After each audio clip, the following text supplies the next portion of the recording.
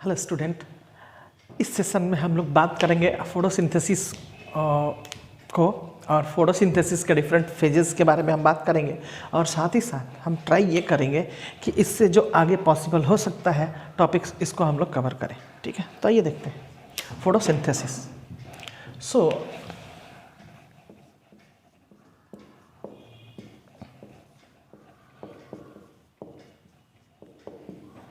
Photosynthesis की बात करते हैं।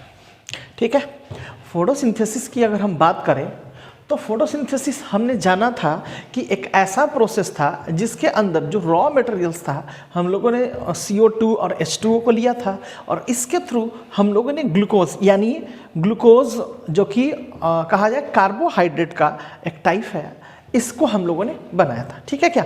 तो इसके बाद बेसिकली हम लोग ये जानने की कोशिश करेंगे कि इस फोटोसिंथेसिस फेज को हम लोग परफॉर्म कर कैसे सकते हैं, क्योंकि वो तो डायरेक्ट बात हुई कि भाई हमने CO2 लिया, H2O लिया और इसके बाद यहाँ पे क्लोरोफिल प्रेजेंट था। ठीक है, क्लोरोफिल और लाइट के प्रेजेंट में इसने C6H12O6 यानी ग्लूकोज को कन्वर्ट कर दिया और बाद में H2O भी निकला और प्लस O2 भी एज अ बाई प्रोडक्ट हमें निकला था। क्लियर हो गया क्या?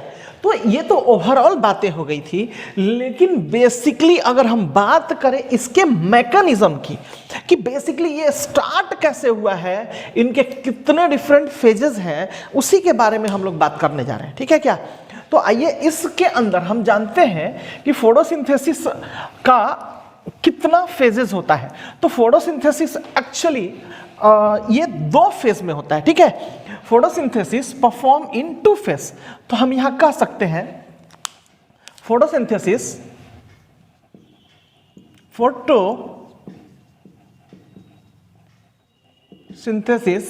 Perform in two phase. So अगर दो फेज में होता है तो इसके दोनों फेजेस को हम समझते हैं और जानते हैं कि क्या इसके डिफरेंट फेजेस होते हैं। ठीक है क्या? तो अगर हम पहले फेजेस की बात करें, ध्यान से सुनना भी और देखना भी। ठीक है क्या? अब अगर हम बात करें इसके पहले फेजेस के बारे में तो हम कह रहे हैं क्या कि इसका जो पहला फेजेस होता है इसको बोलते हैं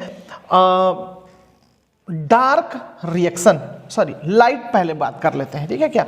पहले बात कर लेते हैं लाइट फेज के बारे में हम बात कर लेते हैं। क्लियर हो गया क्या? हम लोगों ने फोटोसिंथेसिस के दो फेज के बारे में बात की। हमने बोला कि this is of two phase, दो फेज में ये फोटोसिंथेसिस परफॉर्म होता है और पहला जो होता है लाइट होता है। ऑब्वियस, जब लाइट होगा तो बेसिकली हम समझ सकते हैं कि ये लाइट के ऊपर डिपेंडेंट होगा। ठीक है क्या? और दूसरा जो होगा अगर हम बात करें तो इसको हम लोग बोलेंगे डार्क फेज। क्लियर हो गया क्या? इसको हम लोग बोलेंगे डार्क फेज। क्लियर? चलो, बहुत अच्छे। अब दूसरी बात, अगर हम लाइट फेज के ऊपर जाते हैं तो लाइट फेज को फिर से हम इसको दो पार्ट में डिवाइड करते हैं। ध्यान से सुनना और देखना भी बहुत इंपॉर्टेंट है, यहां पे ही ये चीज इंपॉर्टेंट है। ठीक है क्या? इसके अंदर हमने बोला कि लाइट फेज को हम लोग दो पार्ट में इसको हम लोग डिवाइड करते हैं। अब इसके अंदर जो बेसिकली इसको बोलते हैं फोटो फिजिकल फेज। ठीक है क्या? फोटो फिजिकल फेज एक को बोलते हैं और दूसरे को बोलते हैं फोटो केमिकल फेज और दूसरे को बोलते हैं फोटो केमिकल फेज। ठीक है, चलो इसकी बात तो हो गई। अब हम इससे आगे की बात करेंगे तो तीसरी बात यहां पे ही हम लोग कर भी लेते हैं, डार्क फेज की बात कर रहे हैं। ठीक है क्या? अब अगर हम डार्क फेज की बात कर रहे हैं, ऑब्वियस अब इसके अंदर क्या हो जाता है, डार्क फेज बेसिकली परफॉर्म होता है, इसी को और एक नाम देते हैं डार्क फेज और इसी को बोलते हैं बायोसिंथेटिक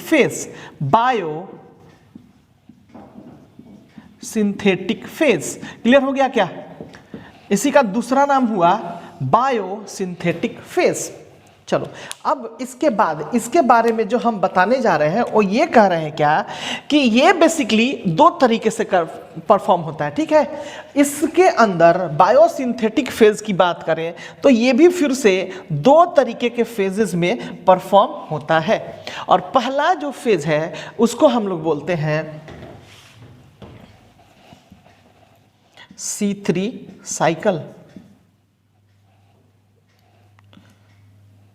C3 साइकिल, ध्यान से देखना, C3 साइकिल की बात कर रहे हैं, ठीक है। और दूसरा हम बात कर रहे हैं जो कि इसका बेसिकली हम कहें तो अल्टरनेटिव पाथ है, बेसिकली इसको नहीं कहते। पहले हम इसको बताते हैं कि इसका बायोसिंथेटिक का मेन पाथ एक होता है, मेन पाथ, ठीक है, मेन पाथ जो कि एसेंशियल होता है और that is perform by C3 cycle, ठीक है क्या, that is perform by C3 cycle. और इसका अल्टरनेटिव पाथ होता है, अल्टरनेटिव पाथ होता है यानी एक ऐसा पाथ जो कि C3 साइकिल को नहीं करेगा, C3 प्रोसेस को नहीं करेगा, उसके लिए हम लोग यूज करते हैं, उसके लिए हम लोग यूज करते हैं, ध्यान से देखोगे और सुनोगे भी, इसके लिए हम यूज कर रहे हैं C4 साइकिल। एंड दूसरा जो हुआ, पहला जो हुआ हमारा, इसको हम लोग बोलते हैं, पहला बोलते हैं C3 साइकिल एंड जो दूसरा हुआ उसको बोलते हैं कैम साइकिल, कैम साइकिल। सारी चीजों के बारे में हम बताएंगे, ठीक है। अभी बस इंट्रोडक्शन के तौर पे इन चीजों को समझ लो, ठीक है क्या, बहुत ही इंपॉर्टेंट है क्योंकि इसका कैसे बेसिकली मैप है, किस साइड से हम लोग स्टार्ट कर रहे हैं और कैसे कैसे ये फोटोसिंथेसिस बेसिकली परफॉर्म होगा, इसी चीजों को यहाँ पे समझना है। ये अगर फंडामेंटली इस बातों को समझ लिए तो होप सो हम समझते हैं फोटोसिंथेसिस को समझने में कोई टाइम नहीं लगेगा। मतलब ये जितना चीज यहाँ पे दिया हुआ है उतने चीजों के बारे में हमें जानना है, उस चीजों को हमें सीखना है। तो इस चीजों को बस इतना ही चीजों के बारे में हम बताने जा रहे हैं, ठीक है क्या। तो इसके अंदर थोड़ा सा हो सकता है कि इधर कट रहा होगा, ठीक है क्या। तो इसको हम लोग क्या करते हैं बेसिकली, इसको हम लोग क्या करते हैं, थोड़ा सा इस साइड में लिखते हैं, ठीक है क्या। इसको हम लोग थोड़ा सा इस साइड में हम लोग लिख लेते हैं। और ये वाला हुआ हमारा फोटो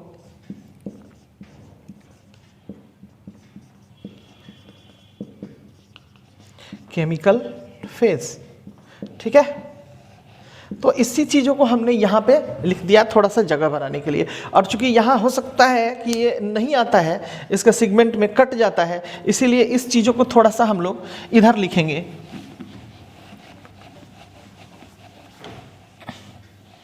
आ रहा है क्या, देखोगे।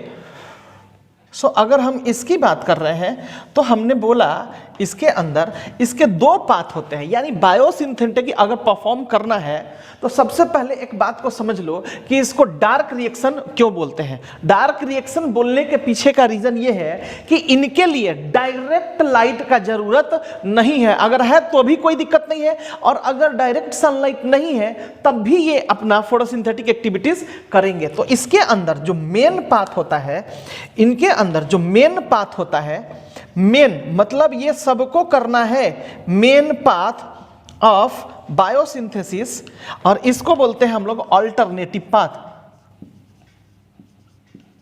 अल्टरनेटिव पाथ, ठीक है क्या।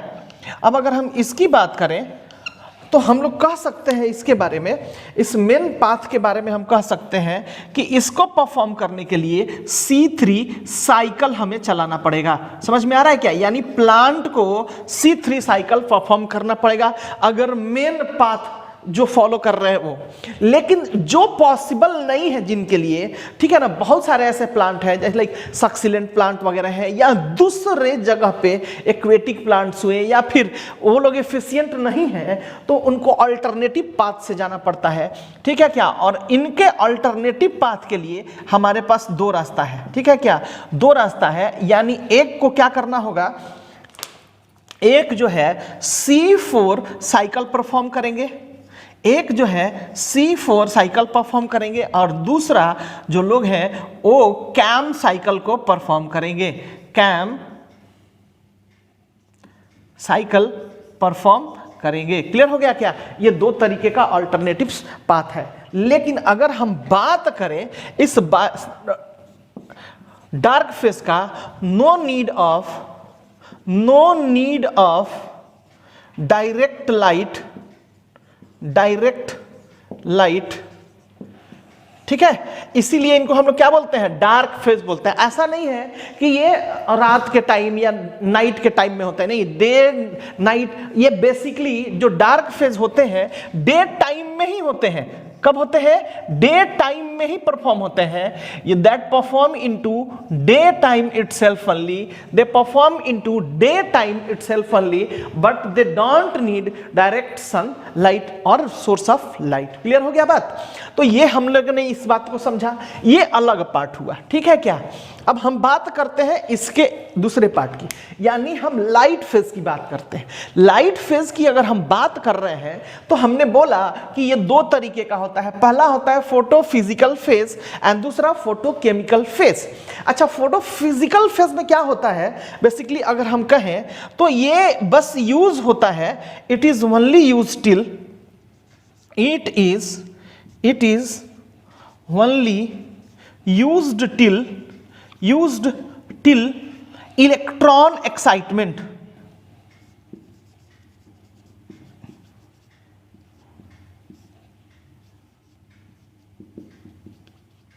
ठीक है क्या? तो यहां समझ में आ गया क्या? ये जो फोटो फिजिकल फेज होते हैं कहां तक ये परफॉर्म होते हैं? ये तब तक ही यूज होंगे फोटोसिंथेसिस प्रोसेस में। फोटो फिजिकल फेज तब तक बोला जाएगा जब इसके सरफेस पे कोई भी, अगर कोई इसका एक सरफेस है, यानी ऑब्वियस है, हम आगे बताएंगे कि हम लोगों ने बोला था कि मेन जो पिगमेंट होता है फोटोसिंथेसिस का वो होता है हमारा क्लोरोफिल ए। तो बेसिकली इसके ऊपर तब तक लाइट पड़ेगा जब तक उस क्लोरोफिल ए का इलेक्ट्रॉन एक्साइट नहीं हो जाए और मूव करने नहीं लगे। बेसिकली समझ में आ रहा है क्या? या कुछ ऐसा कह सकते हैं कि मान के चलो अगर डिफरेंट टाइप ऑफ अगर सरफेस है, डिफरेंट अगर सरफेसेस है, तो इसके ऊपर तब तक ये लाइट पड़ते रहेगा, यानी जब तक इसके इलेक्ट्रॉन एक्साइटेड नहीं हो जाए और मूव आगे की तरफ नहीं करने लगे। तो ये जब लाइट पड़ा और इससे इलेक्ट्रॉन एक निकला एक्साइट होके, समझ में आ रहा है क्या? तब तक इस फेज को हम लोग क्या बोलते हैं? फोटो फिजिकल फेज बोलते हैं। यानी इलेक्ट्रॉन चार्ज हुआ, चार्ज होने के बाद एक्साइट होके एक जगह से दूसरी जगह उछलना चालू किया, दैट मीन्स कि फोटो फिजिकल फेज हो रहा है। दैट्स इट, यही है हमारा फोटो फिजिकल फेज। और इसके बाद इसके एक्साइटमेंट से जो मूवमेंट होगा और मूवमेंट होने के साथ जो केमिकल के अंदर चेंजेस आएगा, समझ में आ रहा है? जैसे पानी ले लो, वाटर, समझ में आ रहा है? तो वाटर क्या होता है कि जब सनलाइट उसके ऊपर हिट होगा, समझ में आ रहा है, तो वाटर का जो मॉलिक्यूल्स हैं वो क्या करेंगे? सनलाइट को एब्जॉर्ब करेंगे और एब्जॉर्ब करेंगे और तब जाके वो गर्म कहलाते हैं, गर्म होते हैं जब उनका इलेक्ट्रॉन एक्साइटेड हो जाता है और एक जगह से दूसरे उनके मॉलिक्यूल्स, वाटर का जो मॉलिक्यूल्स होता है H2O, आपस में क्या हो जाते हैं? एक दूसरे से अटैच होते हैं और उस इलेक्ट्रॉन का मूवमेंट चारों तरफ चालू हो जाता है, तब वो हीट हो जाता है। समझ में आ रहा है क्या?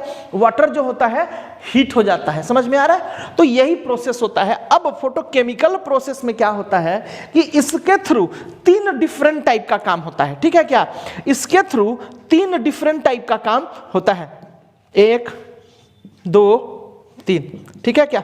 अब देखोगे अगर हम बात करें फोटोकेमिकल फेज की बात करें तो पहला जो होता है प्रोसेस, इसके अंदर फोटोफॉस्फोराइलेशन होता है। क्या होता है? फोटोफॉस्फोराइलेशन। देखोगे पहला क्या होगा? फोटोफॉस्फोराइलेशन,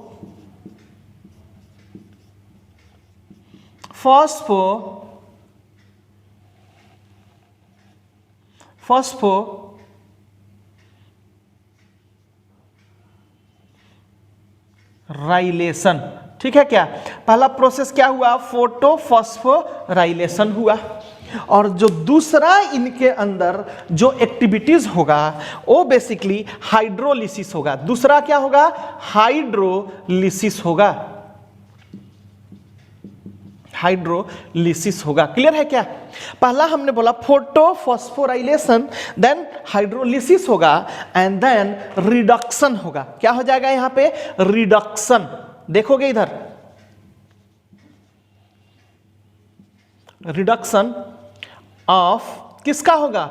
हमने बताया था जब स्टार्ट किया था रेस्पिरेशन, उस टाइम में हमने कोएंजाइम के बारे में बात किया था और कहा था NADP का यहां पे रिडक्शन होगा। क्लियर हो गया बात? तो यहां टोटल बातें क्लियर होनी चाहिए। सिंपल सा चीज है कि फोटोसिंथेसिस जो है यहां पे देख सकते हो 2 फेज में परफॉर्म होता है, और जो पहला फेज होता है इसको बोलते हैं लाइट फेज, और जो दूसरा होता है इसको हम लोग बोलते हैं डार्क फेज। और लाइट फेज के अंदर डिफरेंट प्रोसेसेस को हम लोग कर रहे हैं, ध्यान देना इस बात को, ठीक है? तो देखो यहां पे क्लियर सी बात हो गई है, फोटो फिजिकल फेज हो रहा है यहां पे। अब देखोगे यहां पे फोटो फॉस्फोराइलेशन हो रहा है ना। फोटो फॉस्फोराइलेशन की अगर हम बात करते हैं तो ध्यान से देखोगे, फोटो फॉस्फोराइलेशन क्या चीज को प्रोड्यूस करेगा? प्रोड्यूस, ये क्या चीज को प्रोड्यूस करेगा? तुम भी जानते हो काफी अच्छे तरीके से, हम भी समझते हैं। Phosphorylation is the process of ATP formation, यानी इसके थ्रू क्या होगा? Produced ATP। क्या चीज को प्रोड्यूस करेगा? ATP को यहां पे प्रोड्यूस किया जाएगा। ध्यान देना, यहां पे ATP प्रोड्यूस्ड होगा।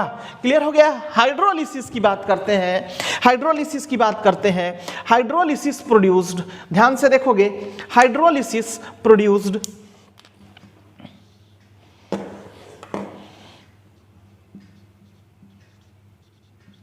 हाइड्रोलिसिस प्रोड्यूस्ड वाटर का टूटेगा मॉलिक्यूल्स, तो इसके थ्रू हमें क्या मिलेगा? यहां पे ऑब्वियस यहां पे O2 मिलेगा। समझ में आ रहा है क्या? O2 हमें यहां पे गेन होगा। क्लियर है? और तीसरी अगर हम बात करें रिडक्शन ऑफ NADP, तो इसके थ्रू क्या प्रोड्यूस होगा?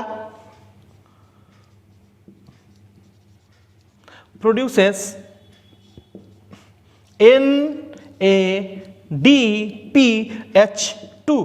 ध्यान देना, इससे क्या प्रोड्यूस होगा? NADPH2, ये प्रोड्यूस होगा। क्लियर हो गया बात? क्योंकि हम जानते हैं फोटोफॉस्फोराइलेशन, जब हमने रेस्पिरेशन पढ़ाए थे उस टाइम भी क्लासिफाई किए थे कि फॉस्फोराइलेशन जो है 2 टाइप से होता है, और उसके अंदर भी हमने फोटोफॉस्फोराइलेशन को एक्सप्लेन किया था, ठीक है? और साइक्लिक फोटोफॉस्फोराइलेशन में फोटोफॉस्फोराइलेशन जब ये होगा फॉस्फोराइलेशन, तो बेसिकली ये जो लाइट एनर्जी है ये क्या चीज के लिए यूज किया जाएगा? ATP को फॉर्म करने में यूज किया जाएगा, उसके इलेक्ट्रॉन मूवमेंट को, ठीक है, यूज करके। और साथ ही साथ अगर हाइड्रोलिसिस की बात करें तो ऑब्वियस हाइड्रोलिसिस का मतलब क्या होता है? वाटर का टूटना। थोड़ा सा देखोगे यहां पे वाटर कैसे टूटेगा यहां पे। अब देखो H2O, ध्यान से देखोगे, H2O को अगर हम तोड़ेंगे, ध्यान से देखना, H2O को अगर हम तोड़ेंगे तो क्या बनता है? H2 plus half O2। Clear है क्या? आधा O2, हाफ O2 टूटेगा। अब कहोगे हाफ O2, अगर हाफ O2 है, अगर हाफ O2 को अगर हम चाहें कि O लिखें तो ये गड़बड़ हो जाएगा। समझ में आ रहा है क्या? तो ये आयंस के फॉर्म में आ गया, तो ये चीज हमें यहां पे नहीं करनी है, क्योंकि ये क्या हो जाएगा? मोनो ऑक्सीजन हो जाएगा, मोनो ऑक्साइड हो जाएगा इस स्टेट में। तो इस स्टेट को आधा वाला चीज हमें नहीं लेना, मिनिमम 1 मॉलिक्यूल्स होना चाहिए, 2 मॉलिक्यूल्स, 3 मॉलिक्यूल्स, 4, मतलब मल्टीपल ऑफ 1 या 2 होना चाहिए। समझ में आ रहा है क्या? तो इसलिए इस प्रोसेस को हम क्या करेंगे, यहां पे इसको बैलेंस करने के लिए थोड़ा ध्यान देना, सेम चीजें कर रहे हैं। यहां पे देखना, आधा O2 है, आधा O2, बस करना कुछ भी नहीं है, इसी को बैलेंस कर देना है ताकि ये आधा वाला जो O2 है ये ठीक हो जाए। समझ में आ रहा है क्या?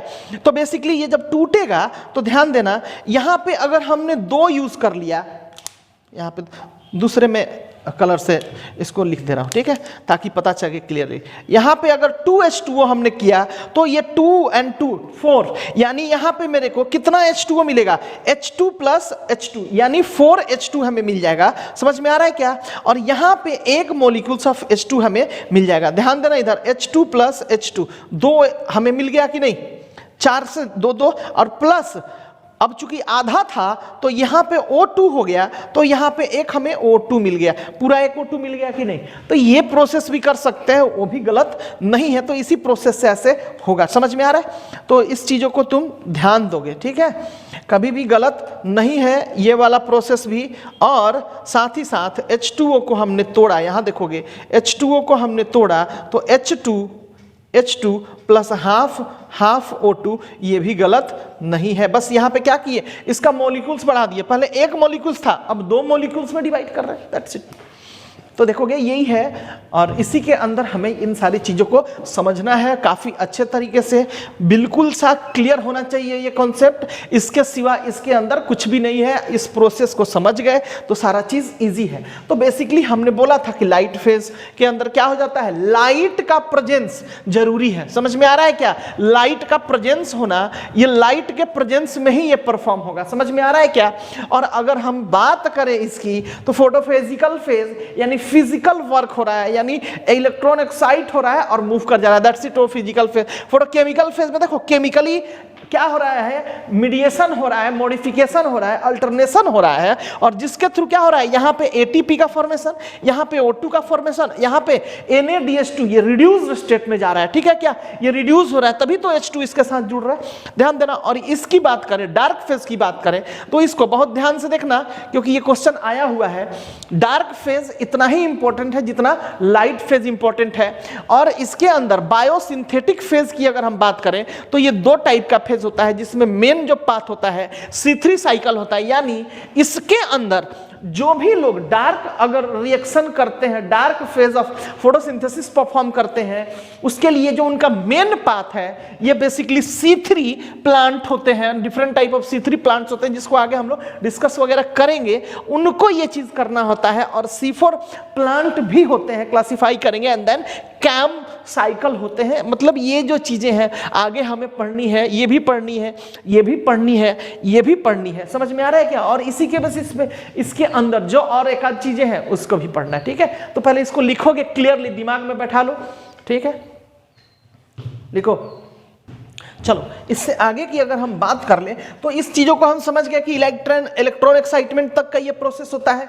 देन हम बात कर रहे हैं फोटोफॉस्फोराइलेशन का। तो फोटोफॉस्फोराइलेशन में ही हमें आगे जाके पढ़ना है कि फोटोफॉस्फोराइलेशन यानी ये जो पार्ट हुआ बहुत इंपॉर्टेंट है। फोटोफॉस्फोराइलेशन फिर से 2 फेज में होता है, यानी किस तरीके से, एक साइक्लिक वे में होता है, बताए थे ना, एक साइक्लिक वे में फोटोफॉस्फोराइलेशन होगा और एक नॉन साइक्लिक वे में फोटोफॉस्फोराइलेशन होगा। तो इसकी बात हमें आगे करनी है, क्योंकि इसी को हमें पढ़ना है आगे। अगर हाइड्रोलिसिस की बात करें तो हाइड्रोलिसिस को हमने समझ लिया कि वाटर मॉलिक्यूल्स का टूटना एट द प्रेजेंस ऑफ किसके, सनलाइट के प्रेजेंस में वाटर मॉलिक्यूल्स का टूटना।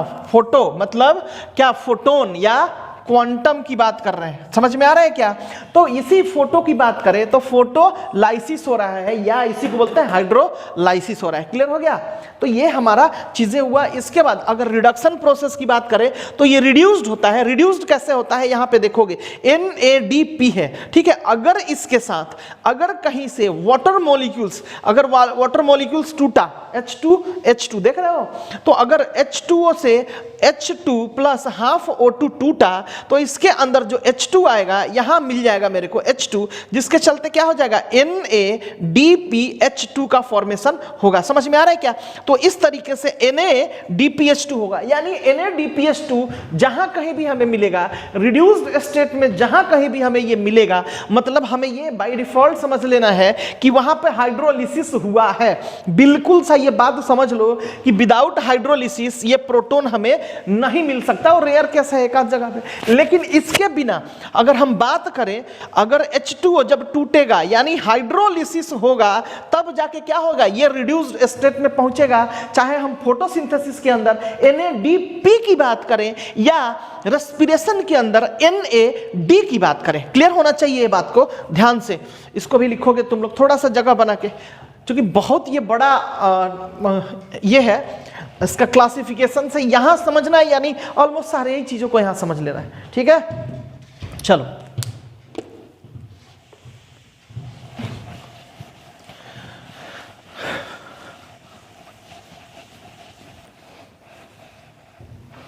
अब फोटोसिंथेसिस के ही अंदर फेजेस की बात करें, फोटोसिंथेसिस फेजेस में ही हम भी हैं और इसके अंदर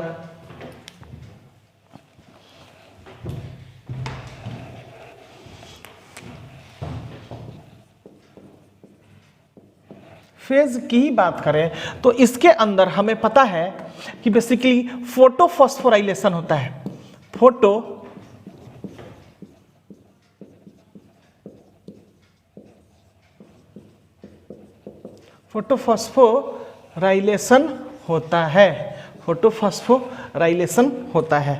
अगर फोटोफॉस्फोराइलेशन की बात करें, ध्यान से देखना, फोटोफॉस्फोराइलेशन की बात करें तो यहां पे देखोगे फोटोफॉस्फोराइलेशन की बात करें तो बेसिकली हमारे को फोटोफॉस्फोराइलेशन दो टाइप का होता है, ठीक है क्या? फोटोफॉस्फोराइलेशन दो टाइप का होता है। फोटोफॉस्फोराइलेशन कितने टाइप का होता है बेटा? दो टाइप का होता है photophosphorylation. Photophosphorylation is of two type, photophosphorylation is of two type,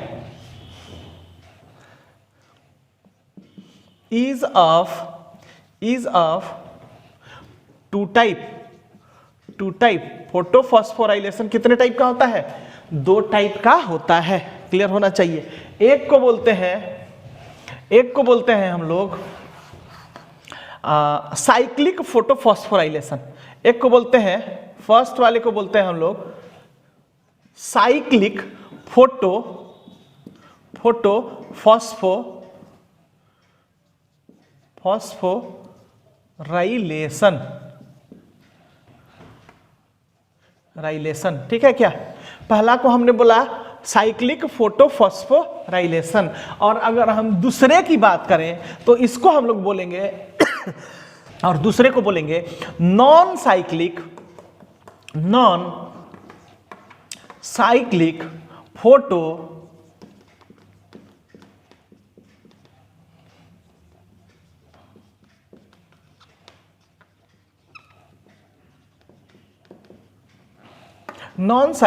photophosphorylation, ठीक है क्या? अब अगर इसकी बात करते हैं तो इसको बोलते हैं फोटोफॉस्फोराइलेशन, और इस फोटोफॉस्फोराइलेशन प्रोसेस यानी एटीपी का फॉर्मेशन, समझ में आ रहा है क्या? और ये बेसिकली ये हुआ हमारा दूसरा वाला टाइप, समझ में आ रहा है क्या? ये दूसरा हुआ और ये हुआ हमारा पहला, जिसको हम लोग बोल रहे हैं साइक्लिक फोटोफॉस्फोराइलेशन। बिल्कुल सही बात है। अब cyclic and non cyclic photophosphorylation को परफॉर्म कराने के लिए, टू परफॉर्म, ध्यान से देखोगे, एकदम इनबॉक्सिंग करके पढ़ा रहे हैं, ठीक है ना? तो ध्यान से देखोगे, ये नहीं कि स्टेटमेंट तुम लोग लिखते जाओगे। Cyclic photophosphorylation and non cyclic photophosphorylation की अगर हम बात करें तो to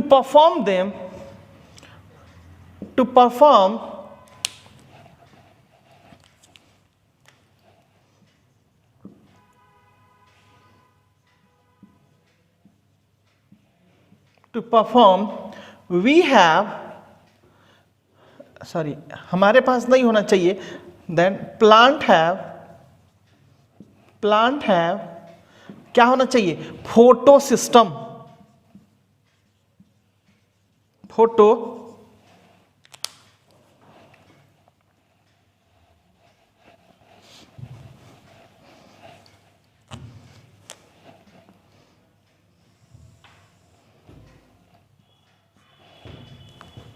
they have photo system or pigment system. To perform, plant have photo system,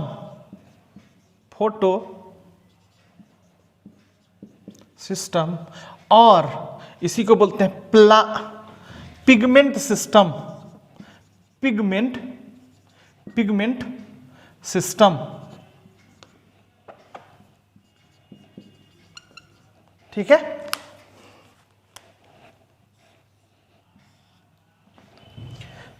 चलो यहां तक हम लोगों ने सीख लिया कि भाई फोटोसिंथेसिस फेजेस के अंदर फॉस्फोराइलेशन एक प्रोसेस होता था, ठीक है क्या, जो कि फोटोकेमिकल फेजेस के अंदर आता था। और इसके अंदर हमने बोला फोटोफॉस्फोराइलेशन दो टाइप का होता है, जिसमें पहला जो होता है साइक्लिक फोटोफॉस्फोराइलेशन होता है, यानी जो एनर्जी एटीपी बनाने के लिए आता है, किसके थ्रू आता है, साइक्लिक मूवमेंट आता है इलेक्ट्रॉन के, ठीक है। और नॉन साइक्लिक की बात करें तो यानी बिना साइक्लिक मूवमेंट हुए, समझ में आ रहा है क्या, एनर्जी प्रोड्यूस होता है जिसके थ्रू एटीपी हमें मिलता है, ठीक है क्या। तो इसके बेसिस पे बात करें तो हम कहेंगे क्या, cyclic photophosphorylation and non cyclic photophosphorylation को परफॉर्म करने के लिए what plant should have, photosystem और पिगमेंट सिस्टम। क्लियर हो गया क्या, उनके पास क्या होना चाहिए, फोटोसिस्टम और पिगमेंट सिस्टम होना चाहिए। अब फोटोसिस्टम और पिगमेंट सिस्टम की बात करें तो फिर क्या होता है, फोटोसिस्टम ये दो पार्ट में अलग अलग डिवाइड होता है। ध्यान से देखोगे और सुनोगे भी, समझ में आ रहा है क्या, क्योंकि यही पे सारा चीज हम लोग चाहते हैं कि इसी चीजों के अंदर हम लोग क्लियर कर ले, ठीक है। तो अगर हम इसकी बात करें, ध्यान से सुनोगे और देखोगे भी, तो इसके अंदर जो पहला पार्ट होता है, इसके पास कहें कि एंटीना मॉलिक्यूल्स होना चाहिए, पहले होना चाहिए क्या, लाइट हार्वेस्टिंग कॉम्प्लेक्स होना चाहिए, जिसको बोलते हैं LHC। पहले क्या होना चाहिए, LHC होना चाहिए, जिसको हम लोग बोलते हैं लाइट हार्वेस्टिंग कॉम्प्लेक्स, ठीक है क्या, LHC। इसी को पूरा अगर लिखा जाए तो बोलेंगे light harvesting complex, light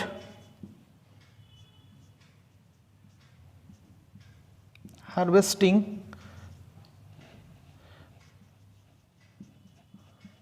complex, ठीक है, लाइट हार्वेस्टिंग कॉम्प्लेक्स इसको बोला जाता है। और दूसरे की अगर हम बात करें तो इसको हम लोग बोलेंगे reaction centre, reaction centre,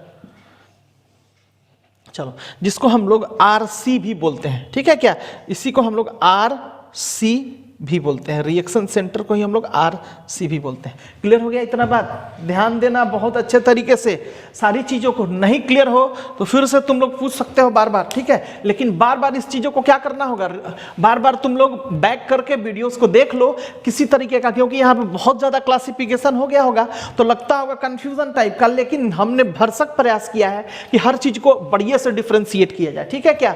photosynthesis phase के अंदर फोटोफॉस्फोराइलेशन जो प्रोसेस होता था, जो कि फोटोकेमिकल फेज के अंदर होता था, ध्यान रखना, फोटोफिजिकल फेज के अंदर नहीं, वो तो इलेक्ट्रॉन एक्साइटमेंट हुआ, बात खत्म हो गया।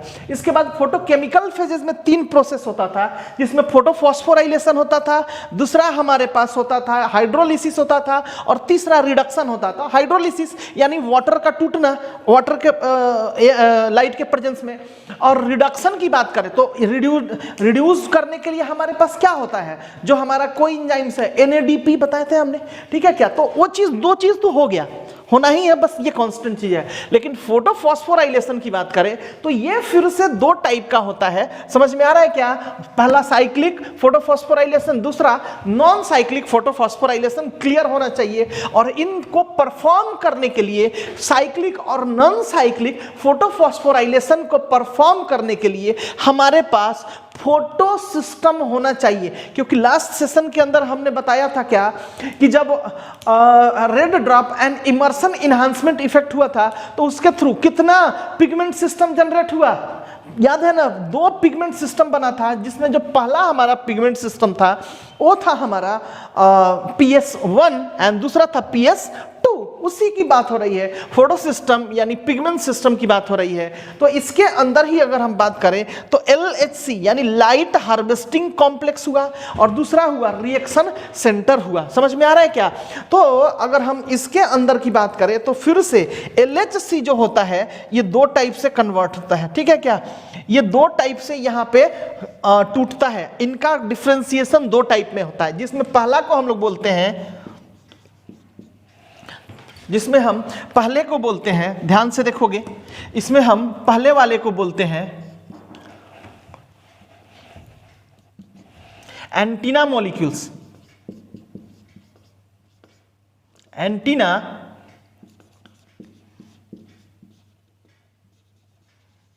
एंटीना मॉलिक्यूल्स, ध्यान रखना इस बात को, ठीक है। और दूसरा जो होता है इनको हम लोग बोलते हैं कोर मॉलिक्यूल्स। ठीक है क्या, इनको हम लोग बोलते हैं कोर मॉलिक्यूल्स। कोर मॉलिक्यूल्स एकदम क्लियर होना चाहिए। LHC यानी लाइट हार्वेस्टिंग कॉम्प्लेक्स दो तरीके से टूटा, इसको एंटीना मॉलिक्यूल्स बोलते हैं और दूसरे वाले को हम लोग बोलते हैं कोर मॉलिक्यूल्स। अब अगर हम रिएक्शन सेंटर की बात करें, ध्यान से देखोगे, अगर रिएक्शन सेंटर की बात करें तो हमारे पास रिएक्शन सेंटर के तौर पे जो हमारा एसेंशियल पिगमेंट होता है, ध्यान देना, हमारा जो एसेंशियल पिगमेंट होता है रिएक्शन सेंटर के तौर पे वही होता है हमारा रिएक्शन सेंटर। ठीक है क्या, तो one single chlorophyll, single chlorophyll A, single chlorophyll A, देखोगे single chlorophyll A perform as single chlorophyll A used as reaction center, reaction center। Clear होना चाहिए इस बात को, देखोगे यहां खूब बढ़िया से। ठीक है क्या, अब थोड़ा सा इसके स्ट्रक्चर के ऊपर जाते हैं। ठीक है क्या, बिना स्ट्रक्चर को देखे और समझे हम लोग इस चीजों को समझ नहीं सकते हैं। समझ में आ रहा है क्या, तो इस चीजों को हम लोग थोड़ा सा यहां पे अगर देखेंगे तो होप सो ज्यादा बेहतर होगा। ठीक है क्या, या फिर इसी को हम लोग थोड़ा सा इस साइड अगर कर लेते हैं तो यहां पे हमारा बन सकता है। ठीक है क्या, तो थोड़ा सा लाइट हार्वेस्टिंग कॉम्प्लेक्स को ही हम लोग उस साइड कर देते हैं। ठीक है क्या, लाइट हार्वेस्टिंग कॉम्प्लेक्स को ही उस साइड थोड़ा मूव कर देते हैं।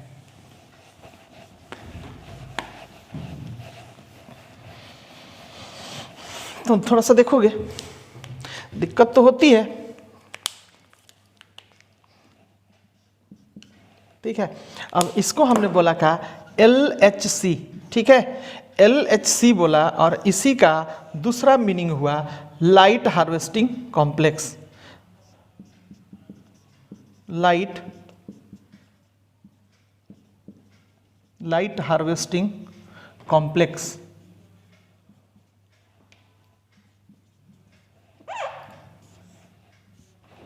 ठीक है, और लाइट हार्वेस्टिंग कॉम्प्लेक्स की अगर हम बात करें तो इसके अंदर बेसिकली हम लोगों ने बोला था क्या, इसके अंदर दो चीज़ें होती हैं। ठीक है क्या, हमने बोला था इसके अंदर हम लोग दो चीज़ों को क्लासिफाई कर सकते हैं। ठीक है क्या, दो चीज़ों को क्लासिफाई कर सकते हैं, जिसमें जो हमारा पहला जो था वो था हमारा एंटीना मॉलिक्यूल्स।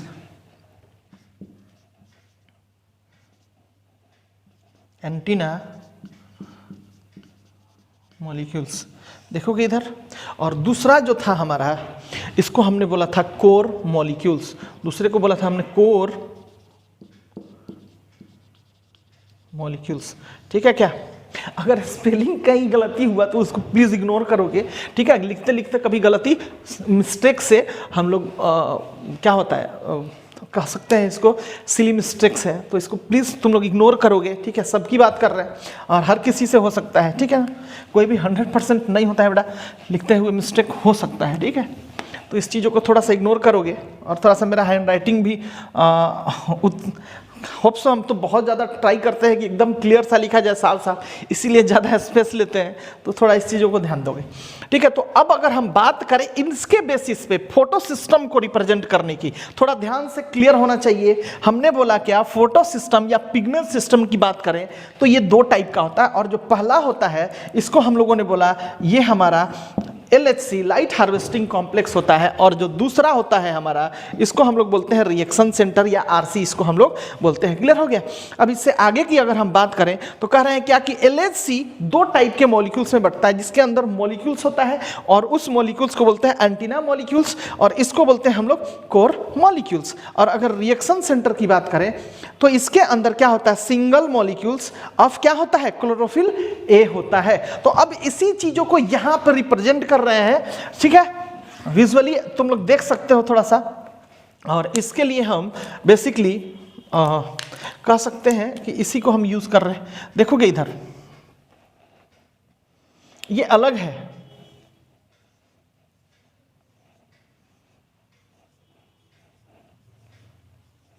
ठीक है,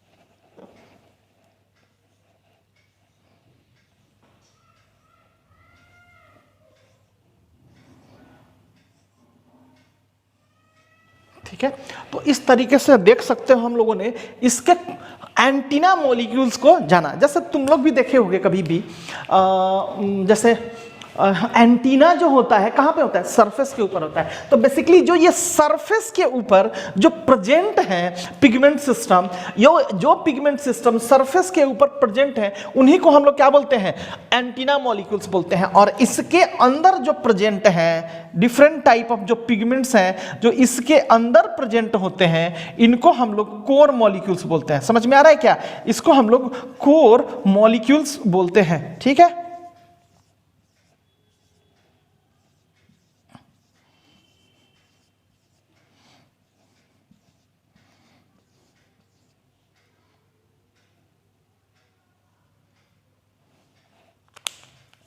काफ़ी अच्छे तरीके से देखोगे तुम लोग भी, है बहुत इजी। ठीक है, क्या आता है क्वेश्चंस, ठीक है क्या इसके ऊपर कि भाई कोर मॉलिक्यूल्स को एंटीना मॉलिक्यूल्स को as well as reaction centre को तुम लोग यहाँ पे तुम्हारा ये के अंदर आता है। ठीक है, ओवरलैप्ड नहीं होता है कोई भी। ठीक है, एक दूसरे से कॉम्पैक्टली अटैच जरूर होते हैं। ठीक है,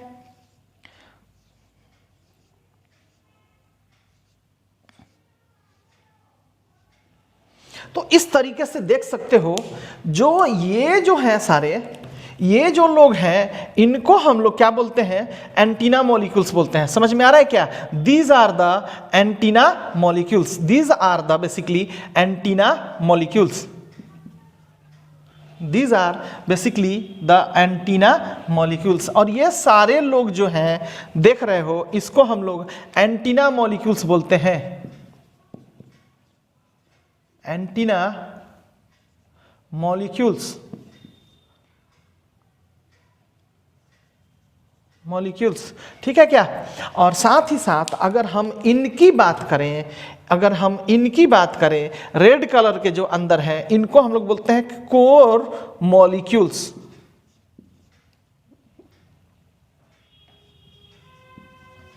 कोर मॉलिक्यूल्स ये लोग हैं। क्लियर, एंटीना मॉलिक्यूल्स सारा देख सकते हो तुम लोग, कोर मॉलिक्यूल्स भी देख सकते हो। और अब मेरे पास जो आएगा उसको हम लोग बोलेंगे, इसके अंदर जो अब अटैच्ड होगा इसको हम लोग बोलते हैं यहाँ पे, इसको हम लोग बोलते हैं रिएक्शन सेंटर। और रिएक्शन सेंटर ऐसा क्या होता है ऑलरेडी हमने बता दिया है, वहाँ पे स्टेटमेंट देखोगे रिएक्शन सेंटर पे single molecules, single unit molecules क्या होता है, क्लोरोफिल ए होता है।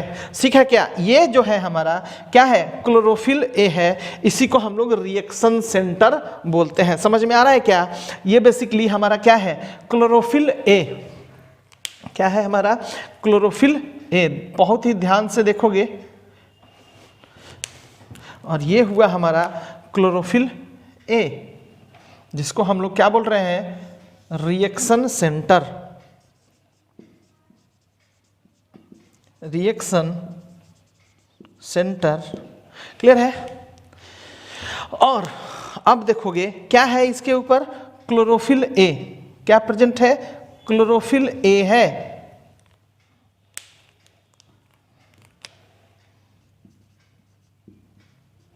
ठीक, हमने देखो यहां पे बोला है क्या, लाइट हार्वेस्टिंग कॉम्प्लेक्स। तो इस तरीके से अगर हम बोलें, इन चीजों को क्लासिफाई करें, अब इन चीजों को हम समराइज करें, ब्रीफ में बताएं, तो ये जो दोनों चीजें होंगी क्या हो जाएंगी, लाइट हार्वेस्टिंग कॉम्प्लेक्स हो जाएगा क्या। तो इसको हम लोग लिख सकते हैं LHC, बोल सकते हैं ना, antenna molecules and core molecules को हम लोग क्या बोलेंगे, हम लोग LHC लिखेंगे। देन इसको हम लोग क्या बोलेंगे, रिएक्शन सेंटर बोलेंगे। तो जल्दी से इसको लिखो, क्योंकि इसके बाद ये थोड़ा सा फिगर के अंदर क्या है, मॉडिफिकेशंस करेंगे, तो जल्दी से लिखो।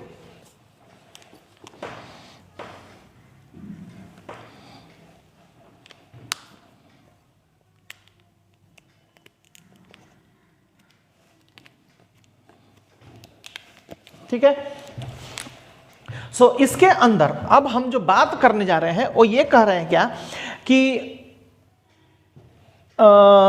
ये जो लाइट हार्वेस्टिंग कॉम्प्लेक्स है, ध्यान से सुनोगे, लाइट हार्वेस्टिंग कॉम्प्लेक्स है, ये क्या चीज से बने हैं, एक्सेसरीज पिगमेंट से बने हैं। क्या बने हैं, एक्सेसरीज पिगमेंट से बने हुए हैं। ध्यान रखना इस बात को, ऑलरेडी इस चीजों को हमने क्लासिफाई कर दिया है, तो इसमें कंफ्यूजन नहीं होना चाहिए। हमने बोल दिया है कि accessories pigment, different type of accessories pigment को हम लोगों ने ऑलरेडी एक्सप्लेन कर लिया है शुरू के क्लासेस के अंदर। और एक्सेसरीज पिगमेंट की बात करें तो एक्सेसरीज पिगमेंट के अंदर क्लोरोफिल ए को छोड़ के जितना क्लोरोफिल्स होगा, all this are considered under accessories pigment. और साथ ही साथ केरोटिनॉइड्स, देन इसी के साथ हम लोगों ने फाइकोबिलिन्स के बारे में बात किया था, देन फाइटोक्रोम्स के बारे में बोला था, ठीक है क्या, और उन्हीं के डिफरेंट टाइप के बारे में हम लोगों ने बोला था कि all these are actually accessories pigments. लेकिन अगर एसेंशियल पिगमेंट की बात करें, यानी क्लोरोफिल रिएक्शन सेंटर की बात करें, क्लोरोफिल ए की बात करें, इस क्लोरोफिल ए या रिएक्शन सेंटर की बात करें, तो these are actually essential pigment, essential pigment होते हैं। ध्यान रखना इस बात को, ये क्वेश्चन भी आया हुआ है, who one is considered as reaction centre, then this one is essential pigment is considered as reaction centre, ध्यान रखोगे। And who are considered the light harvesting complex, and this light harvesting complex are who they are, these are accessories pigments are called, accessories pigments are called light harvesting complex. तो इस बातों को पहले ये clear हो जाना चाहिए, जल्दी से लिखोगे। अब इसके अंदर ध्यान से देखोगे, और इसके अंदर अब देखोगे कि होता क्या है, थोड़ा ध्यान से देखना। अब इसके अंदर क्या होता है, जब बेसिकली ये क्लोरोफिल ये है रिएक्शन सेंटर, ठीक है क्या, रिएक्शन सेंटर के अंदर अब होगा क्या, इसी चीजों को समझना है थोड़ा सा। तो बेसिकली अब चूंकि ये जो डिस्ट्रीब्यूशंस होता है पिगमेंट्स का, ये पूरे अगर प्लांट की बात करें तो उनके हर एक जगह पे ऑलमोस्ट होता है। जैसे मान लो कि ये एक प्लांट है, देखोगे थोड़ा ध्यान से। अब अगर ये एक प्लांट है, अगर ये एक प्लांट है, ठीक है, अब इस प्लांट की अगर हम बात करें, ठीक है, तो बेसिकली ये जो सनलाइट है, ध्यान से देखोगे, ये जो सनलाइट है, सनलाइट इसके ऊपर हीट करेगा, ठीक है क्या, सनलाइट इसके ऊपर हीट करेगा, प्लांट के हर पार्ट के ऊपर क्या होगा, सनलाइट का इंटेंसिटी आएगा। समझ में आ रहा है क्या, सब पड़ेगा ना सनलाइट सब जगह पे, और साथ ही साथ इन सारे जगह पे भी पड़ेगा, इन सारे जगह पे भी सनलाइट आएगा। यानी जहां जहां ये ग्रीन्स होंगे वहां वहां ये पड़ेंगे। समझ में आ रहा है। या फिर स्टेम्स की बात कर ले तो स्टेम ग्रीन ही होता है क्या, नहीं, शुरुआत में ग्रीन स्टेम्स मिलता है, बाद में क्या होता है, जब ये सेकेंडरी ग्रोथ कर जाते हैं, मैच्योर हो जाते हैं, तो परमानेंट उनके पास आ जाता है। समझ में आ रहा है क्या। और आउटर जो सरफेस होता है डेड बॉडी होता है, ये बात हमने ऑलरेडी बताई है, समझाया भी है। तो इसके अंदर बेसिकली जो ये होता है क्या, अब देखोगे, अगर मान लो, थोड़ा सा ध्यान दोगे इधर, बहुत इंपॉर्टेंट बात है, इस चीजों को थोड़ा सा ध्यान देने वाली, ठीक है क्या, थोड़ा सा वायर को ठीक करो जी। अब देखो, अगर हम बात करें यहां से, ठीक है, देखोगे, अब अगर हम बात करें, भाई सनलाइट पड़ रहा है, तो सनलाइट के लीफ के ऊपर भी पड़ रहा है, या फिर जहां जहां उनका एब्जॉर्प्शन पॉइंट है, यानी क्लोरोप्लास्ट जहां पे प्रेजेंट है। समझ में आ रहा है क्या, क्लियर सी बात हो जानी चाहिए कि क्लोरोप्लास्ट जहां पे प्रेजेंट है, तो क्लोरोप्लास्ट भी एक स्पेसिफिक जगह हो गया, क्योंकि भाई ग्रीन वाली की हम बात कर रहे हैं, लेकिन क्लोरोप्लास्ट से पहले की बात करें तो प्लास्टिड के ऊपर। तो बेसिकली फोटोसिंथेटिक सेल के ऊपर जब सनलाइट हीट करता है, ध्यान से देखोगे, जब सनलाइट हीट करेगा, सनलाइट जब हीट करेगा, इन सबके ऊपर हीट करेगा सनलाइट, सनलाइट तो सब जगह पे ना पड़ेगा, तो ये सन से, सन के सोर्स से सनलाइट जब निकलेगा, सन के सोर्स से जब सनलाइट निकलेगा हमारा, ठीक है, ये सनलाइट आएगा और हीट करेगा इस प्लांट के ऊपर, जैसा कि ऑलरेडी तुम लोगों ने देखा। तो क्या करेगा, सबसे पहले इसके सरफेस पे पड़ेगा, पड़ेगा ना, एक प्लांट है, सनलाइट पड़ रहा है, तो हमारे सरफेस के ऊपर, इसी स्किन के ऊपर ना पड़ता है कि डायरेक्ट हमारे किडनी और लिवर के अंदर पड़ता है, नहीं ना, पहले इसके ऊपर पड़ता है, और जब ये हीट होता है तब इसके नीचे वाला सरफेस, इसके बाद नीचे वाला सरफेस, या फिर जो भी चीजें होती है। समझ में आ रहा है क्या। ठीक वैसे ही प्लांट के साथ भी होता है कि जब सनलाइट यहां हीट करेगा तो क्या करेगा, सबसे पहले हीट कहां पे करेगा, एंटीना मॉलिक्यूल्स के ऊपर हीट करेगा। और जब एंटीना मॉलिक्यूल्स के ऊपर जब हीट करेगा तो बेसिकली क्या हो जाएगा, जब ये एक्सेस हीट हो जाएगा, एक्सेस ये हीट हो जाएगा, फुल्ली हीट हो जाएगा, तो क्या करेगा, अब इसका इलेक्ट्रॉन्स जो है, इसका जो इलेक्ट्रॉन्स है एक्साइटेड हो जाएंगे, इसके इलेक्ट्रॉन्स जो है एक्साइटेड हो जाएंगे, इसके इलेक्ट्रॉन्स जो है एक्साइटेड हो जाएंगे और सारे इलेक्ट्रॉन्स अब आगे की तरफ भागना चालू करेंगे, करेंगे कि नहीं, आगे की तरफ भागना। और इस तरीके से ये इलेक्ट्रॉन्स आगे की तरफ ये मूव करते हुए आगे निकलेंगे। समझ में आ रहा है क्या, ये इलेक्ट्रॉन्स आगे की तरफ मूव करते हुए यहां पे पहुंच जाएंगे और सारे इलेक्ट्रॉन्स जितने भी यहां पे देख रहे हो एंटीना मॉलिक्यूल्स हैं, अब ये एंटीना मॉलिक्यूल्स जब चार्ज होंगे तो कहां कहां की तरफ भागेंगे, इस कोर मॉलिक्यूल्स की तरफ भागेंगे। अब कोर मॉलिक्यूल्स को क्या करेंगे, ये हीट अपना डिस्ट्रीब्यूट करेंगे उनके कैपेसिटी से जो बाहर हो गया हीट। समझ में आ रहा है, यानी अपना इलेक्ट्रॉन्स ये अगला वाले यानी कोर मॉलिक्यूल्स को भेजना चालू कर देंगे। समझ में आ रहा है क्या, कोर मॉलिक्यूल्स को भेजना चालू कर देंगे। समझ में आ रहा है, इस तरीके से ये भेजना चालू कर देंगे जो भी हमारे सरफेस के ऊपर है। क्लियर हो गया क्या, जो भी हमारे सरफेस के ऊपर है वो इलेक्ट्रॉन इस तरीके से भागना चालू हो जाएगा। समझ में आ रहा है, और इलेक्ट्रॉन कैसा होता है, निगेटिवली चार्ज पार्टिकल होता है, ये बात सबको पता है। तो इस तरीके से चारों तरफ क्या होगा, ये इलेक्ट्रॉन का मूवमेंट स्टार्ट हो जाएगा, इलेक्ट्रॉन का मूवमेंट स्टार्ट हो जाएगा। इस इलेक्ट्रॉन के मूवमेंट स्टार्ट होने के चलते क्या हो जाएगा, कोर मॉलिक्यूल्स भी क्या हो जाएंगे, हीटेड हो जाएंगे और क्या करेंगे, चूंकि ये बहुत देर तक हीट को ऑब्जर्व नहीं कर सकते हैं तो फाइनली ये किसके ऊपर भेज देंगे, क्योंकि इनका अपना जो कैपेसिटी होता है, हमने बोला था हर एक का अलग अलग कैपेसिटी होता है, ठीक है क्या।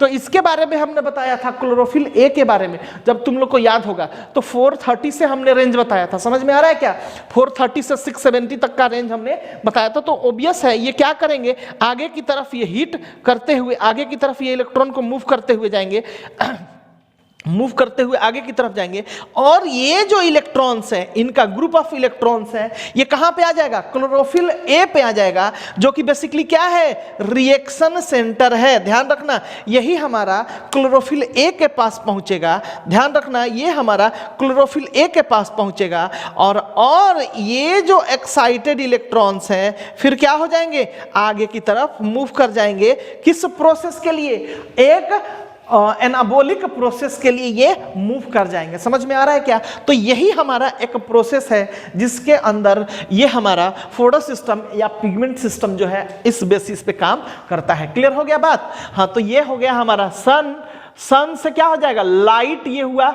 लाइट इमिट कर रहा है। ध्यान रखना, लाइट इमिट किया, किसको आके हीट करेगा, आके एंटीना मॉलिक्यूल्स को आके हीट करेगा। एंटीना मॉलिक्यूल्स जब हीट हो गया तो ये जो इलेक्ट्रॉन्स हैं, excited electrons, this excited electrons move forward, आगे की तरफ भागेंगे और ये जो इलेक्ट्रॉन्स हैं जब आगे भागेंगे तो कोर मॉलिक्यूल्स को एक्साइट करेंगे। समझ में आ रहा है क्या, कोर मॉलिक्यूल्स को एक्साइट करेंगे और कोर मॉलिक्यूल्स अल्टीमेटली कहां पे ये चीज पहुंचा देंगे, इस इलेक्ट्रॉन्स को कहां पे पहुंचा देंगे, ये पहुंचा देंगे हमारा रिएक्शन सेंटर पे जहां इनका रिएक्शन होना है। और इसके बाद ये मूव कर जाएंगे आगे की तरफ फर्दर वर्क के लिए, यानी इससे पॉजिटिव फॉस्फोराइलेशन होगा, यानी साइक्लिक मूवमेंट होना चालू हो जाएगा इलेक्ट्रॉन का। और इसके बेसिस पे अगर हम बात करें तो फोटो फॉस्फोराइलेशन हमने बोला अभी कि दो टाइप का होता है, जिसमें पहला जो होता है हमने बोला फर्स्ट वाला जो होता है फॉस्फोराइलेशन, उसको बोलते हैं साइक्लिक फोटो फॉस्फोराइलेशन। और आगे हम अगले टॉपिक में, अब नेक्स्ट टॉपिक में हम पढ़ेंगे cyclic and non cyclic photo phosphorylation. तो जल्दी से इसको लिखोगे फटाफट।